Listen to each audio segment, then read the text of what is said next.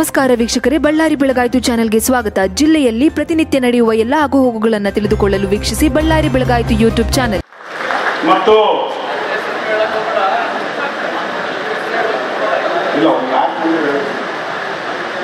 ಮತ್ತು ನಮ್ಮ ರಾಜ್ಯದ ಹಿಂದುಳಿದ ನಾಯಕರು ಅಲಂಕಾರ ಮಾಡುವಂತ ಕೆಲಸ ಮಾಡಿದ್ದಾರೆ. ಬಹುಶಃ ಅನಿಲ್ ನಾಯ್ಡು ಮೋಕ ಅವರು ಅಧ್ಯಕ್ಷರಾದ ಮೇಲೆ ಎಲ್ಲರೂ ಹೊಸ ಹುಮ್ಮಸ್ಸು ಬರುವಂತ ಕೆಲಸ ಅಧ್ಯಕ್ಷರು ಮಾಡಿದ್ದಾರೆ. ಅನಿಲ್ ನಾಯ್ಡು ಮೋಕ ಅವರು ಅನೇಕ ಸಂಘಟನೆಗಳಲ್ಲಿ ಕೆಲಸ ಮಾಡಿ ಜವಾಬ್ದಾರಿಯನ್ನು ತಗೊಂಡು ಬಹುಶಃ ಇವತ್ತು ಸಾಮಾನ್ಯವಾದಂತಹ ಕಾರ್ಯಕರ್ತ ಆದಂತಹ ಅನಿಲ್ ನಾಯ್ಡು ಮೋಕ ಅವರಿಗೆ ನೂತನವಾಗಿ ಜವಾಬ್ದಾರಿ ಅಧ್ಯಕ್ಷ ಸ್ಥಾನವನ್ನು ಕೊಡುವಂತ ಕೆಲಸ ಮಾಡಿದೆ. ಬಹುಶಃ ಅವರಿಗೆಲ್ಲ ರೀತಿಯಲ್ಲಿ ನಾವು ಒಳ್ಳೇದಾಗಲಿ ಅಂತೇಳಿ ತಾಯಿ ದುರ್ಗಮ್ಮ ಅವರ ಆಶೀರ್ವಾದದಿಂದ ಅವರಿಗೆ ನಾನು ಪ್ರಾರ್ಥನೆಯನ್ನು ಕೂಡ ಮಾಡ್ತೇವೆ. ಯಾಕಂದ್ರೆ ಒಂದು ಕಡೆ ಇವತ್ತು ಅಧ್ಯಕ್ಷ ಸ್ಥಾನವನ್ನು ಜವಾಬ್ದಾರಿ ವಹಿಸ್ಕೊಂಡ ನಂತರ ನಮ್ಮ ಕಡೆ ಅನೇಕ ಸವಾಲುಗಳು ಕೂಡ ಎದುರಾಗ್ತಾವೆ. ನಮ್ಮ ಮುಂದುಗಡೆ ಇರುವಂತಹ ಚುನಾವಣೆಗಳು ಲೋಕಸಭೆ ಚುನಾವಣೆಗಳು ಇದಾವ. ಈ ಲೋಕಸಭೆ ಚುನಾವಣೆಗಳಲ್ಲಿ ನಾನು ನೋಡ್ತಾ ಇದ್ರೆ ಬಹುಶಃ ಬಹಳ ದಿನಗಳ ನಂತರ ನೀವು ನೋಡ್ತಾ ಇದ್ದೀನಿ, ನಾನು ಈ ವಾತಾವರಣ ನೋಡ್ತಾ ಇದ್ರೆ ಜನರಲ್ಲಿ ಮನಸ್ಸಿನಲ್ಲಿ ಒಂದು ಪರಿವರ್ತನೆ ಅಂತಾರೋ ಟ್ರೆಂಡ್ ಅಂತಾರೋ ಗೊತ್ತಿಲ್ಲ, ನಿಮ್ಮ ಮುಖದಲ್ಲಿ ಕಳೆ ಇದೆ. ನಾವು ಕಳೆದ ಚುನಾವಣೆಯಲ್ಲಿ ಸೋತಿದ್ದೀವಿ, ಅದರ ಬಗ್ಗೆ ಯಾರು ಕೂಡ ಮನಸ್ಸಲ್ಲಿಲ್ಲ. ಬರುವಂತ ಚುನಾವಣೆಗಳಲ್ಲಿ ಭಾರತೀಯ ಜನತಾ ಪಾರ್ಟಿ ಬಳ್ಳಾರಿ ಜಿಲ್ಲೆಯಿಂದ ಲೋಕಸಭೆಗೆ ಆಯ್ಕೆಯನ್ನು ಮಾಡ್ತೀವಿ ಅನ್ನೋಂಥ ಹುಮ್ಮಸ್ಸು ಟ್ರೆಂಡ್ ಕಾಣ್ತಾ ಇದೆ. ಬಹುಶಃ ಇವತ್ತು ನಮ್ಮ ಎದುರುಗಡೆ ಇರುವಂತಹ ಚುನಾವಣೆ ಇಡೀ ದೇಶದಲ್ಲಿ ಇವತ್ತು ಎರಡೇ ಮುಖ ಕಾಣ್ತಾವ. ಇಡೀ ದೇಶದಲ್ಲಿ ಎರಡು ಮುಖವನ್ನು ಏನು ಕಾಣ್ತಾವ, ಯಾರು ಕಾಣ್ತಾವ ಅಂದ್ರೆ, ಒಂದು ಕಡೆ ದೇಶದಲ್ಲಿ ನರೇಂದ್ರ ಮೋದಿಜಿಯವರು ಭಾವಚಿತ್ರ ಒಂದು ಕಡೆ ಕಂಡ್ರೆ ಶ್ರೀರಾಮಚಂದ್ರ ಪ್ರಭು ಅವರ ಭಾವಚಿತ್ರ ಒಂದು ಕಡೆ ಕಾಣ್ತದೆ. ಇದು ಭಾರತ. ಈ ದೇಶದಲ್ಲಿ ಇವತ್ತು ಶ್ರೀರಾಮಚಂದ್ರ ಪ್ರಭು ದೇವಸ್ಥಾನವನ್ನು ಲೋಕಾರ್ಪಣೆ ಆದ ನಂತರ ಬಹುಶಃ ನಾವೆಲ್ಲರೂ ಕೂಡ ನೋಡಿರ್ತೀವಿ, ಅವರು ಬಹಳಷ್ಟು ಮಿತ್ರ ಪಕ್ಷಗಳು ಒಂದಾಗಿ ಅವರು ಇಂಡಿಯನ್ ಮಾಡಿಕೊಂಡು ಒಂದು ಒಕ್ಕೂಟ ಮಾಡಿಕೊಂಡು ನರೇಂದ್ರ ಮೋದಿಜಿ ಅವರು ಚುನಾವಣೆಯಲ್ಲಿ ಎದುರಿಸಬೇಕಂದ್ರೆ ಹೋಗಿದ್ರು. ಒಂದು ಕಡೆ ನೀವು ನೋಡ್ತಾ ಇದ್ದೀರಲ್ಲ, ಪಶ್ಚಿಮ ಬಂಗಾಳದಿಂದ ಮಮತಾ ದೀದಿಯವರು ಆ ಇಂಡಿಯಾ ಒಕ್ಕೂಟದಿಂದ ಬಿಟ್ಟು ಇಂಡಿಯಾ ನರೇಂದ್ರ ಮೋದಿ ಭಯಕ್ಕೆ ಆಕೆ ಓಡೋಗ್ಬಿಟ್ಟು ಪಶ್ಚಿಮ ಬಂಗಾಳದ ಕಡೆ. ಮೊನ್ನೆ ಬಿಹಾರದಲ್ಲಿ ನಿತೀಶ್ ಕುಮಾರ್ ಅವರು ಅಲ್ಲಿ ಕಾಂಗ್ರೆಸ್ಸಿನ ಬೇರೆ ಜೆಡಿಯು ಬೆಂಬಲದಿಂದ ಆರ್ಜೆಡಿ ಬೆಂಬಲದಿಂದ ಅವರು ಮುಖ್ಯಮಂತ್ರಿ ಆಗಿದ್ರು. ಈ ಶ್ರೀರಾಮಚಂದ್ರ ಪ್ರಭು ದೇವಸ್ಥಾನವನ್ನು ಉದ್ಘಾಟನೆ ಆದ ನಂತರ ಒಂದು ಕಡೆ ದೇಶದಲ್ಲಿ ಮೋದಿಜಿಯವರು ಮತ್ತು ಶ್ರೀರಾಮಚಂದ್ರ ಭಾವಕವನ್ನು ನೋಡಿದ ನಂತರ ನಿತೀಶ್ ಕುಮಾರ್ ಅವರು ಆರ್ಜೆಡಿಯನ್ನು ಬಿಟ್ಟು ಪುನಃ ಭಾರತೀಯ ಜನತಾ ಪಾರ್ಟಿಯಲ್ಲಿ ಬಂದು ಮುಖ್ಯಮಂತ್ರಿ ಸ್ಥಾನಕ್ಕೆ ರಾಜೀನಾಮೆ ಕೊಟ್ಟು ಪುನಃ ಮುಖ್ಯಮಂತ್ರಿ ಆದರು ನಿತೀಶ್ ಕುಮಾರ್ ಅವರು. ಡೆಲ್ಲಿ ಸರ್ಕಾರ ಅರವಿಂದ್ ಕೇಜ್ರಿವಾಲ್ ಅವರು ಬಹುಶಃ ಈ ಶ್ರೀರಾಮಚಂದ್ರ ಪ್ರಭು ದೇವಸ್ಥಾನ ಉದ್ಘಾಟನೆ ಆದ ನಂತರ ಅವರು ಬಿಟ್ಟು ಆ ಇಂಡಿಯಾ ಒಕ್ಕೂಟದಲ್ಲಿ ಬಿಟ್ಟು ಒಡಬಿಟ್ಟು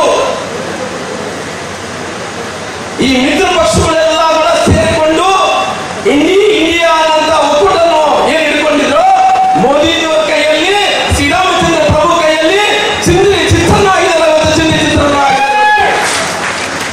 ಅದಕ್ಕೋಸ್ಕರವಾಗಿ ಇವತ್ತು ಒಂದು ಕಡೆ ನಾವೆಲ್ಲರೂ ನೋಡ್ತಿದ್ದೀವಿ, ಮೋದಿಜಿಯವರ ನೇತೃತ್ವದಲ್ಲಿ ನೇತೃತ್ವದಲ್ಲಿ ಇವತ್ತು ದಿನಕ್ಕೆ ಇವತ್ತು ಇಡೀ ಜನರಲ್ಲಿ ಒಂದು ರೀತಿ ಸಂಚಲನವನ್ನು ಉಂಟು ಮಾಡುವಂತ ಕೆಲಸ ಮಾಡ್ತಾ ಇದೆ. ಒಂದು ಕಡೆ ಪ್ರತಿಯೊಬ್ಬ ಪ್ರಜೆ, ಈ ಭಾರತದಲ್ಲಿ ಪ್ರತಿಯೊಬ್ಬ ಪ್ರಜೆಯ ಒಂದು ರೀತಿ ಅವರ ಮನದಲ್ಲಿ ಏನು ಅಂತಂದ್ರೆ, ಈ ಸಾರಿ ಭಾರತೀಯ ಜನತಾ ಪಾರ್ಟಿಗೆ ಮತ ಕೇವಲ ಮೋದಿಜಿಯವರು ಒಂದೇ ಅಲ್ಲ, ಶ್ರೀರಾಮಚಂದ್ರ ಪ್ರಭು ಕೊಟ್ಟಂತ ಓಟ್ ಅನ್ನಂತ ಭಾವನೆ ಪ್ರತಿಯೊಬ್ಬ ಹಿಂದೂಗಳಲ್ಲಿ ಬರ್ತಾ ಇದೆ. ಇಂಥ ಭಾವನೆ ಉಂಟಾಗ್ತಾ ಇದೆ. ಇವೆಲ್ಲ ನೋಡಿದಂತಹ ಟೈಮಲ್ಲಿ 1990-91ರಲ್ಲಿ ಬಹುಶಃ ಸಿ.ಜಿ. ರವಿಯವರು 91ರಲ್ಲಿ ಕರಸೇವಕರಾಗಿ ಅಯೋಧ್ಯೆಗೆ ಹೋಗಿರ್ಬೋದು. ಬಹಳಷ್ಟು ಮಂದಿ ಇಲ್ಲಿ ಸನ್ಮಾನ ಮಾಡಿದಂತಹ ವ್ಯಕ್ತಿಗಳಿಗೆ ನಮ್ಮ ಅನಿಲ್ ನಾಯ್ಡು ಅವರು ಮೊತ್ತ ಅವರು 91 ಆಸ್ಪಾಸದಲ್ಲಿ ರಾಮಲಿಂಗಪ್ಪಣ್ಣ ಹಿಡಿದುಕೊಂಡು ಅವತ್ತು ಅವರು ಕೂಡ ಹೋಗಿ ಅಯೋಧ್ಯೆಯಲ್ಲಿ ಹೋರಾಟವನ್ನು ಮಾಡಿದ್ರು. ಎಷ್ಟು ವರ್ಷಗಳ ನಂತರ ಇವತ್ತು ನಾವು ಇದು ನೋಡ್ತಾ ಇದ್ದೀವಿ. 500 ವರ್ಷಗಳ ಸುದೀರ್ಘ ಹೋರಾಟ. ಮೊನ್ನೆ ಮೋದಿಜಿಯವರೊಂದು ಕರೆಯನ್ನು ಕೊಟ್ಟಿದ್ರು. ಅಯೋಧ್ಯೆ ಶ್ರೀರಾಮಚಂದ್ರ ಪ್ರಭು ಉದ್ಘಾಟನೆ ಆದಂತಹ ದೇವಾಲಯದ ಸಂದರ್ಭದಲ್ಲಿ ಪ್ರತಿಯೊಬ್ಬ ಹಿಂದೂ ಮನೆಯಲ್ಲಿ 5 ದೀಪ ಹಚ್ಚಬೇಕು.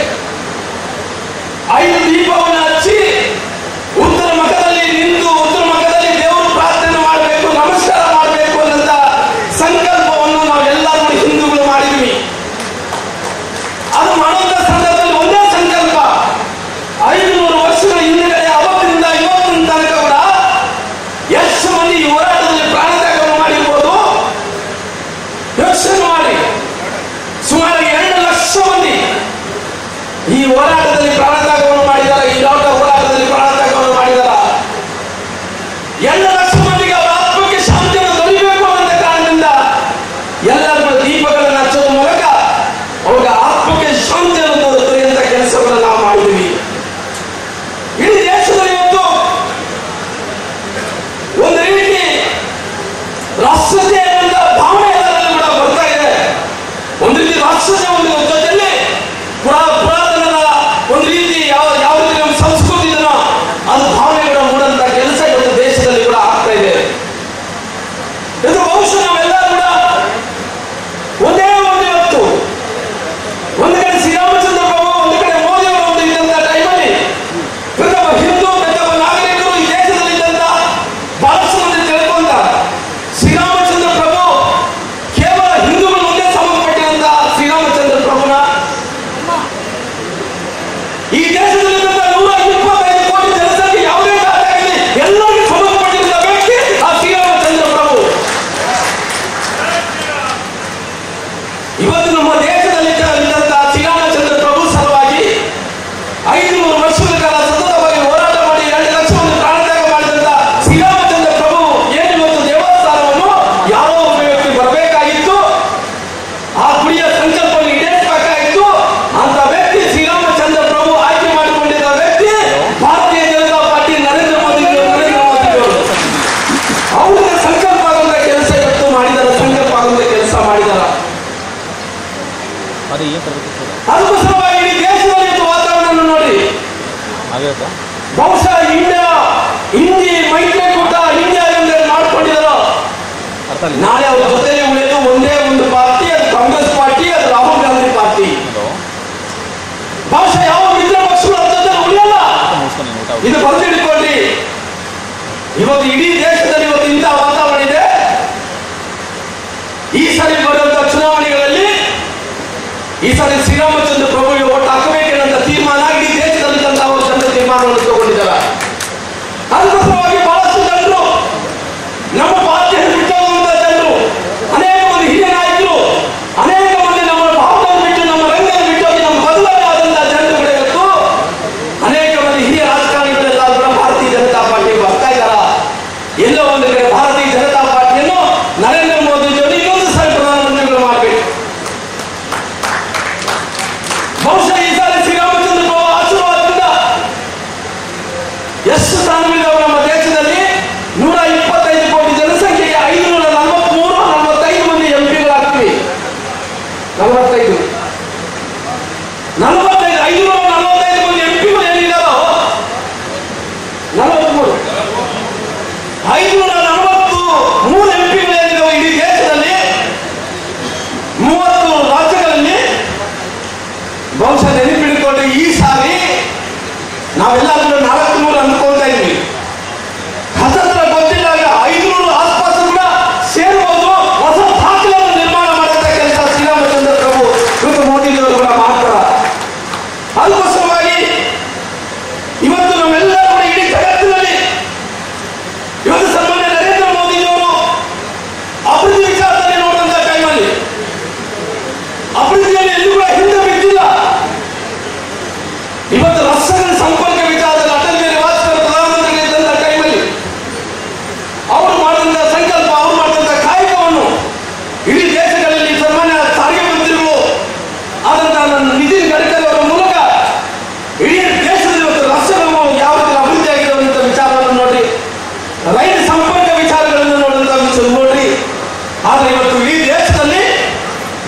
ನಮ್ಮೆಲ್ಲರಿಗೂ ಇವತ್ತು ಬಳ್ಳಾರಿ ಹಿಡ್ಕೊಂಡು ಇಡೀ ಕರ್ನಾಟಕದಲ್ಲಿ ಇಡೀ ದೇಶದಲ್ಲಿ ಉಡಾನ್ ಮೂಲಕ ಎಲ್ಲ ರಾಜ್ಯಗಳಿಗೆ, ಎಲ್ಲ ತಾಲೂಕುಗಳಿಗೆ, ಎಲ್ಲ ಜಿಲ್ಲೆಗಳಿಗೆ ಉಡಾನ್ ಯೋಜನೆ ಮೂಲಕ ಎಲ್ಲರಿಗೂ ವಿಮಾನವನ್ನು ಹಾರಾಟ ಮಾಡುವಂತ ಕೆಲಸ ಯಾರನ್ನ ಮಾಡಿದ್ರೆ ದೇಶದ ಪ್ರಧಾನಮಂತ್ರಿಗಳು ನರೇಂದ್ರ ಮೋದಿಜಿಯವರು.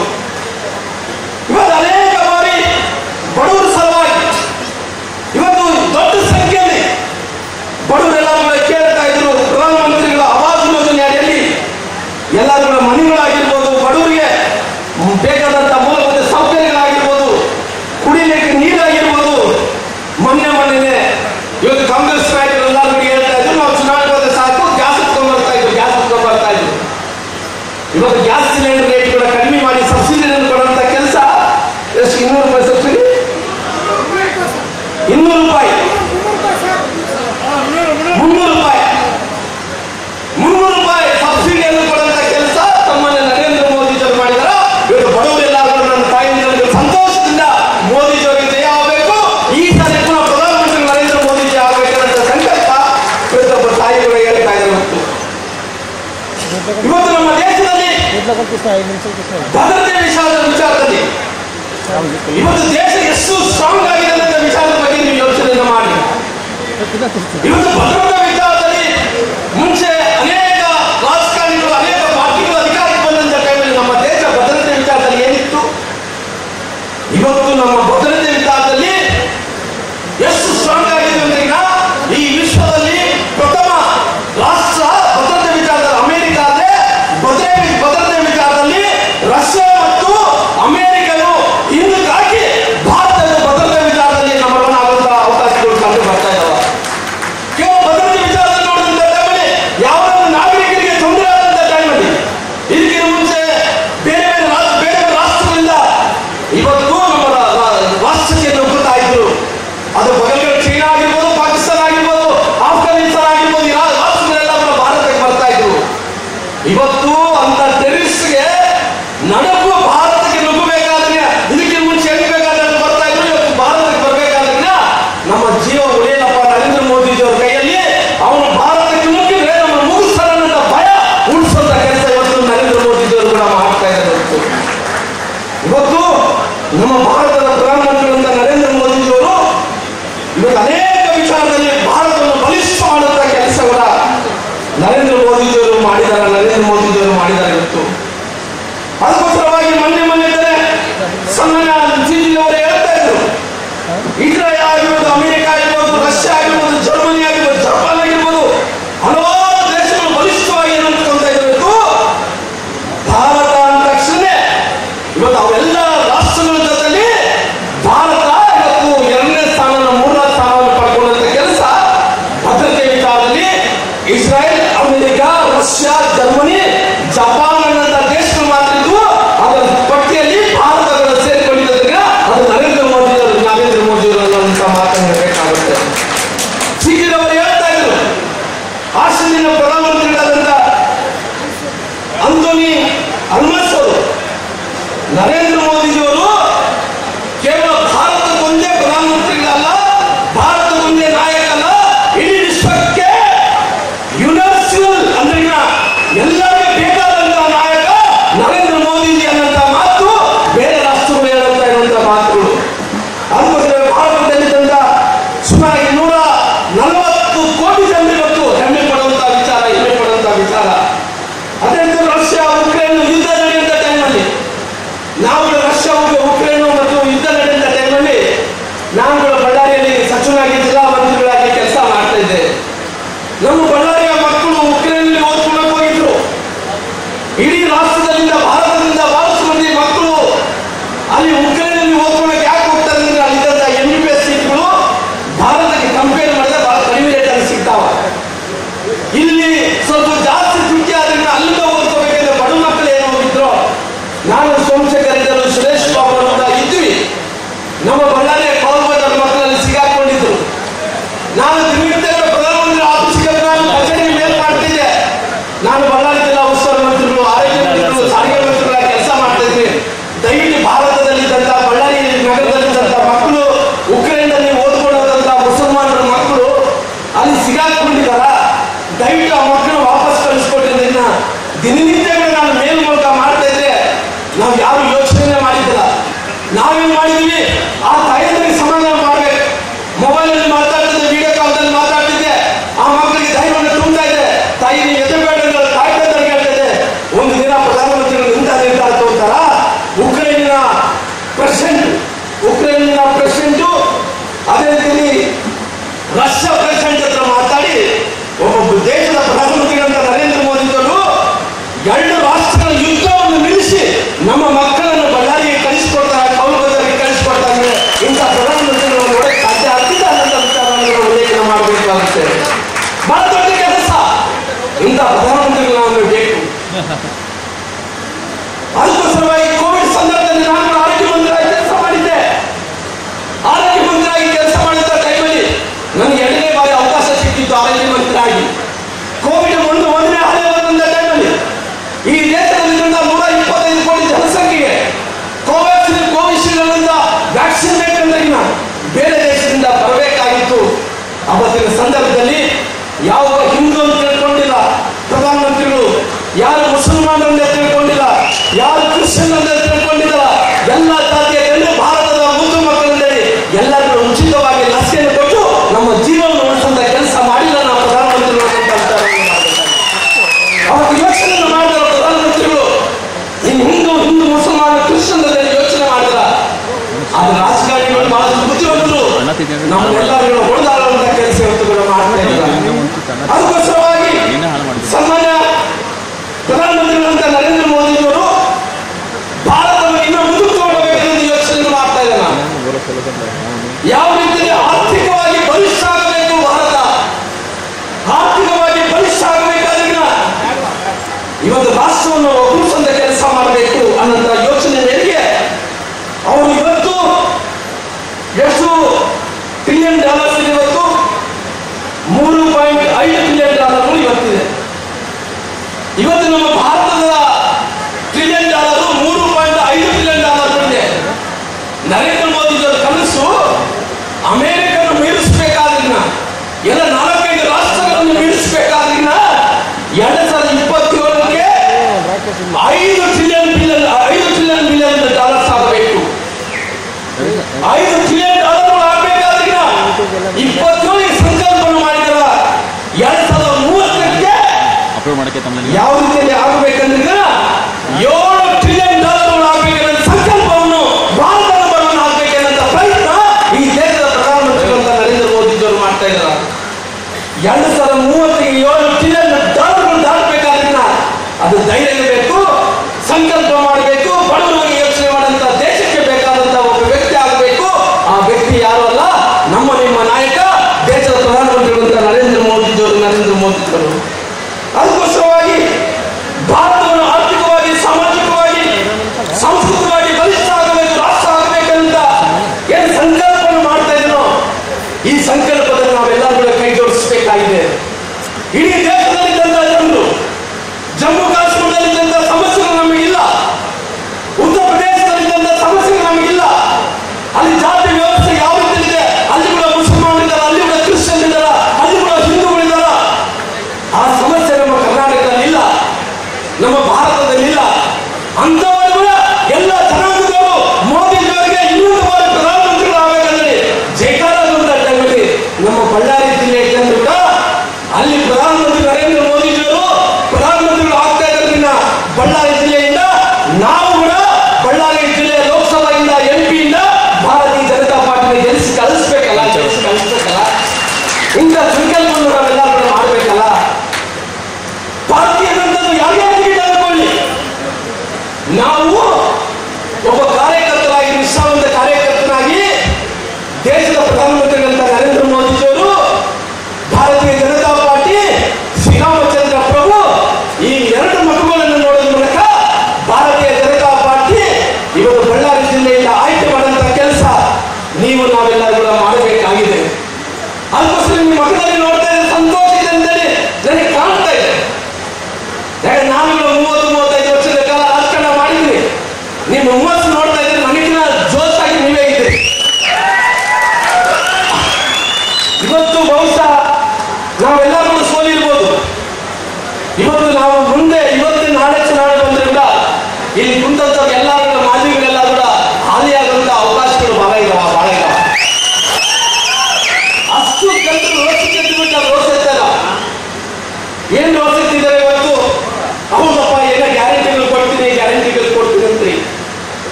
ಏನ್ ಹೇಳ್ತಾರೆ, ಎಲ್ಲ ಮಂತ್ರಾಕ್ಷಿಗಳು ಕೊಡ್ತಿದ್ವಲ್ಲ, ಆ ಮಂತ್ರಾಕ್ಷಿಗಳು ನಮ್ದೇ ಅಂತ, ಆ ಪುಣ್ಯ ಮಂತ್ರಾಕ್ಷಿಗಳು ನಮ್ದೇ ಅಂತ.